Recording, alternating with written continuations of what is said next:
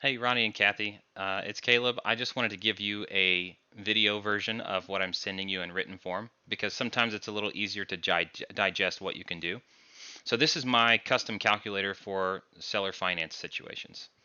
We discussed on the phone a purchase price already of $180,000 and then a down payment of $20,000. So that's cash in the bank that you can go use to buy a truck or whatever it is that you wanted to do. And that leaves a remaining balance of $160,000 that you're financing us for. I do want to make sure this caveat's clear. I have not yet had two or three people validate my rent rates. So this is an idea. I think we're really close here. This may be the right number. We may need to swing up and down a little bit. It depends on can we meet our cash on cash returns based on realistic rent rates. So that said, we've got a loan here, the interest rate, and actually we do the financing. We just plan it over 30 years like a normal loan. And then here you see your monthly payment. Now, that's our payment to you. That includes principal and interest.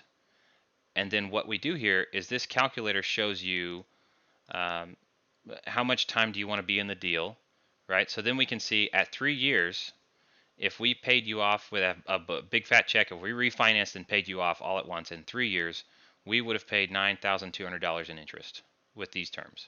At 5 years, we would have paid $15,000 in interest.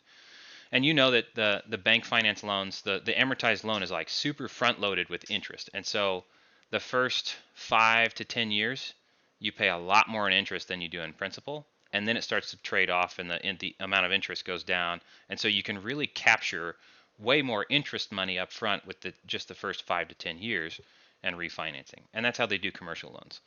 So I want you to see these numbers here and you tell me how many years do you want to be in the deal, right? So if I go 5, 7, 8, 10, whatever, 5, 7, 10, and 15 years.